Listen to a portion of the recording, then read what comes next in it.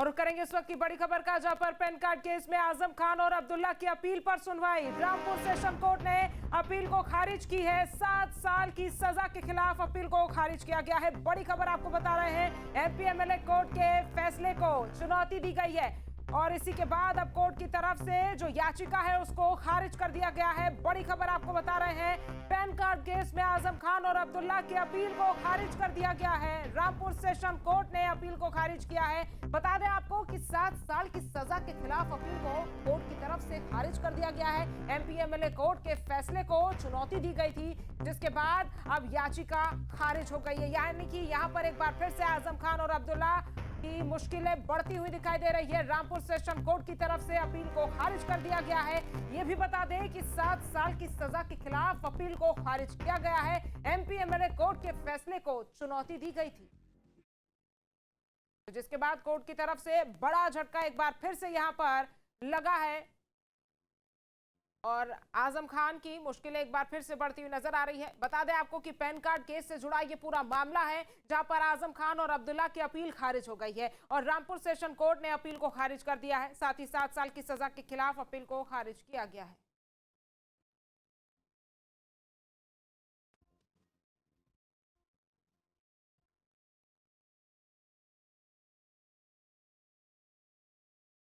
MP MLA court की तरफ से यहां पर याचिका को खारिज कर दिया गया है। पैन कार्ड केस में आजम खान की मुश्किलें एक बार फिर से बढ़ती हुई दिखाई दे रही है। रामपुर सेशन कोर्ट की तरफ से जो फैसला सुनाया गया था उसके बाद उसको चुनौती दी गई थी। ओएस हमारे संवाददाता ज्यादा जानकारी के साथ जुड़ गए हैं। ओएस, क्या कुछ कोर्ट की तरफ से कहा गया है, क्योंकि याचिका तो खारिज हो गई है, एक बार फिर से यानी कि मुश्किलें यहां पर इस मामले में बढ़ती हुई आजम खान की नजर आई। तो देखिए, आपको बता दें कि आजम खान और उनके बेटे अब्दुल्ला आजम खान को सेशन कोर्ट से भी बड़ा झटका लगा है, क्योंकि लगातार आजम खान की जो मुश्किलें हैं वो बढ़ती हुई नजर आ रही हैं। आजम खान के ऊपर जो 7 साल की सजा एमपी एमएलए कोर्ट ने निर्धारित की थी, उसको लेकर इन्होंने याचिका सेशन कोर्ट में दायर की थी, जिसको आज कोर्ट ने साफ तौर पर खारिज कर दिया है। और इस याचिका के खारिज होने के बाद आजम खान की जो मुश्किलें हैं वो लगातार बढ़ती हुई नजर आ रही है, क्योंकि अब उसी याचिका पर पक्षकार के लिए नावेद मियां भी सामने आना शुरू हो गए हैं। नावेद मियां का साफ तौर पे कहना है कि हमें भी अपनी बात रखने का पूरी तरह से मौका दिया जाना चाहिए और हम इस पर बात रखना चाहते हैं, क्योंकि नावेद मियां आजम खान के अगर राजनीतिक सफर की बात की जाए तो वैसे भी अपोजिट पार्टी से नजर आते हैं। तो बहरहाल की बात है, कहीं ना कहीं आजम खान के लिए और बड़ी चुनौती है, क्योंकि आजम खान की लगातार मुसीबतें जो हैं अब वो बढ़ती हुई नजर आनी शुरू हो जाएंगी, क्योंकि हाईकोर्ट का नावेद मियां जब रुख करते हुए नजर आएंगे तो बहरहाल की बात है, आजम खान जो अपनी याचिका पर अभी सेशन कोर्ट में चुनौती दे रहे थे, अब उसी को उन्हें हाईकोर्ट के अंदर देना पड़ेगा। लगातार जो सजा है वो 7 साल की बरकरार है और 7 साल की ये सजा अपने आप में इस बात के संकेत दे रही है कि आने वाले समय में जिस तरह आजम खान सोच रहे थे कि उनको राहत के संकेत मिलेंगे, तो वो राहत के संकेत कहीं ना कहीं मिलते हुए नजर नहीं आते हैं, बल्कि उनके लिए और ज्यादा चुनौती भरी पूर्णता के साथ में ये फैसला बरकरार के रूप में खड़ा हो जाता है। अब ऐसे में देखना होगा कि आजम खान की कितनी मुश्किलें आसान होने वाली हो रही हैं या नहीं, क्योंकि समाजवादी पार्टी के अगर बात की जाती है तो आजम खान एक कद्दावर नेता माने जाते हैं, पूर्व मंत्री माने जाते हैं और उनकी बात को लगातार पश्चिमांचल से लेकर पूर्वांचल तक उत्तर प्रदेश के अंदर में उनको डिप्टी सीएम भी कहा जाता था और बड़े ध्यान से उनकी बात को सुना जाता था, तमाम उनके बयान से। लेकिन 2 पैन कार्ड वाले मामले में आजम खान ऐसे शुरू से फंसते चले गए कि आखिरी तक उनको 7 साल की सजा हो गई और इसी के ऊपर उन्होंने अपील दायर की थी कि कहीं ना कहीं उनको राहत के संकेत मिलने शुरू हो जाएं और उनके बेटे अब्दुल्ला आजम खान को भी कहीं ना कहीं बड़ी राहत मिले। लेकिन अब्दुल्ला आजम खान की मुश्किलें और साथ ही साथ आजम खान की मुश्किलें अपने आप में लगातार चुनौतीपूर्ण होती हुई नजर आती है और अब जो सेशन कोर्ट का फैसला आता है वो आजम खान के विरुद्ध नजर आता है और आजम खान के ऊपर 7 साल की जो सजा है वो लगातार बरकरार खड़ी हुई भी नजर आती है। ऐसे में अब जब नावेद मियां की याचिका हाईकोर्ट के अंदर जाएगी तो बहरहाल की बात है, जब वो पक्षकार बनेंगे तो इसमें काफी समस्याएं आजम खान को और ज्यादा झेलनी पड़ सकती है, क्योंकि सजा भी आजम खान के ऊपर बरकरार है और 7 साल की आजम खान पूरी तरह से सजा काटते हुए नजर आ रहे हैं। हालांकि जो ठीक है, वैसे आप हमारे साथ बने रहिए, दोबारा रुक करूंगी।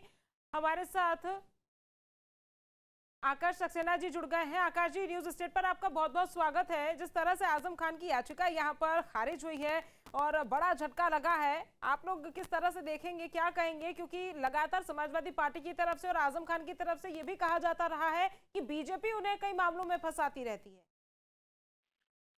लेकिन मेरा कहना सिर्फ इतना है, क्या बीजेपी ने आजम खान के बेटे के 2 बर्थ सर्टिफिकेट बनवाए?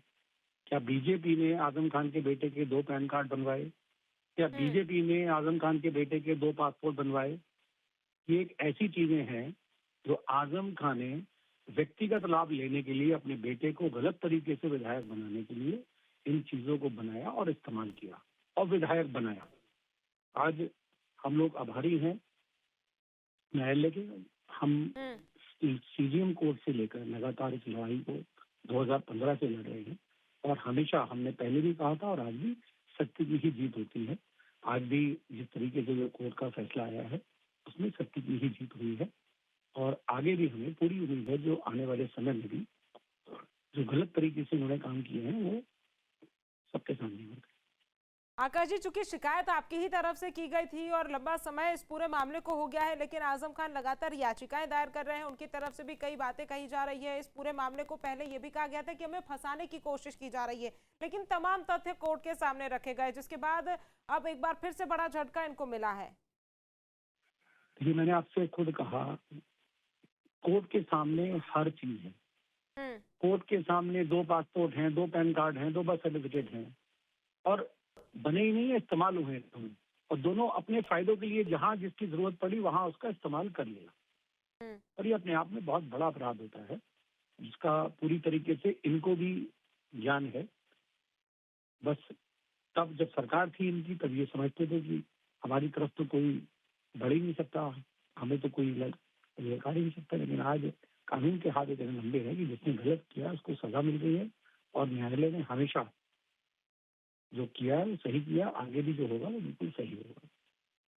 बिल्कुल, लेकिन वो यहाँ पर रुकने वाले नहीं आकाश जी, क्योंकि अब वो रुख तो करेंगे ही और कोर्ट का दरवाजा जब खटखटाया जाएगा, क्योंकि इससे पहले भी यहाँ पर आज की भी अगर बात की जाए तो चुनौती दी गई थी पहले फैसले को। अब जब हाईकोर्ट का रुख किया जाएगा तो उसके बाद भी कहीं ना कहीं दलीलें और तमाम बातें रखी जाएगी, यानी कि उम्मीद अभी भी इनको है। और जिस तरह से लगातार समाजवादी पार्टी के लोगों की बात की जाए या फिर इनकी खुद की बात की जाए, जिस तरह से कोर्ट के सामने तमाम बातें रखी जा रही हैं, उसके बाद से ही बीजेपी पर और साथ ही साथ बीजेपी से जुड़े नेताओं पर हमेशा से आरोप लगाते रहे हैं। ये मामला हो या कोई और मामला हो, लगातार ये कहा जाता रहा है कि बीजेपी ने अन्य मामलों में फंसाती रहती है। चूंकि अब 2027 में विधानसभा के चुनाव भी होने हैं, तो इससे समाजवादी पार्टी की छवि पर भी एक बड़ा असर पड़ सकता है। देखिए, रामपुर कोर्ट से लेकर सुप्रीम कोर्ट तक ये पिछले 7 साल से आज तक ये साबित नहीं कर पाए कि इन पे जो मुकदमा ये लगे हैं पासपोर्ट, पैन कार्ड और बर्थ सर्टिफिकेट के, कि वो कहीं से भी गलत है। सुप्रीम कोर्ट ने भी ये माना है कि हाँ, इन्होंने गलती की है और आज जो गलती की है उसकी सजा मिल रही है। बाकी रही बात रोकने की या नहीं रोकने की, तो वो उनका अधिकार है कि इससे बड़ी कोर्ट में जाए। हम भी बड़ी कोर्ट में जाएंगे और हम लगातार जाते रहे हैं। हम जहाँ जहाँ गए हैं हमें न्यायालय ने न्याय दिया है और हमें हमेशा न्यायालय से ही हमें उम्मीद रही है कि वहाँ न्याय होगा। ठीक है आकाश जी, हमारे साथ खास बातचीत करने के लिए आपका बहुत बहुत धन्यवाद। अब से डीडी फ्री डिश की चैनल नंबर 57 पर देखिए न्यूज नेशन।